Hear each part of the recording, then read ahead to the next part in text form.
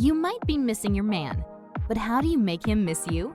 The most surefire way is to be the genuine person that all men want. By being kind and genuinely nice, you are sure to have any man wanting to spend time with you over friends. This tip alone will make any object of your desire want to spend more time with you. Of course, you also want to be near him for all the right reasons. If both of you are miserable around one another, then maybe a prolonged time apart is the best answer. It is also important to consider why you are missing him. Are you too needy? Maybe he is not calling all the time like he did in the early days of the relationship. Are you a person that needs emotional and physical intimacy, but you're not being satisfied? Is it a long-distance relationship with too much space between you both? There may be multiple reasons. There could be several reasons why he is not getting in touch with you as often as before, like work or other projects. It's best to avoid being too forceful and getting attention. A constant barrage of asking him what's wrong and if he still loves you just might have the wrong effect. You may be worried about the relationship, but becoming too needy and desirous could frighten him away. Instead, do the opposite, as hard as it sounds. Keep a happy disposition about yourself.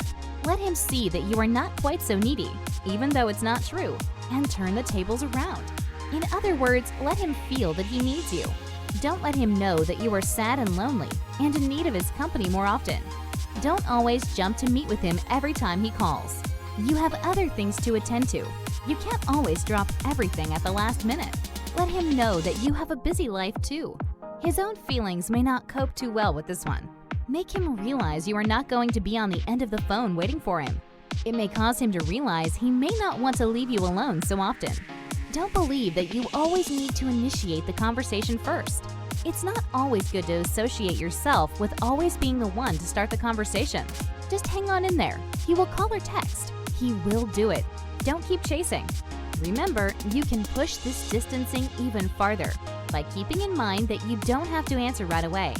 Let him see that you are busy too, and not everything is about him. He will want to get in touch. Let him see that you do have a social life away from him, and that you are independent. If a man feels that you're always going to be there, he will continue checking on you on his own schedule. By distancing yourself, you'll make him want to try harder to appeal your own needs. You must not give in to him in any way. You must keep your standards up and don't let the fences down. Start as you mean to while being genuine, honest, respectful of space, independent, and calm. The minute you let these guards down, you are compromising yourself. Don't let him see this. Keep him wanting to be interested in who you are.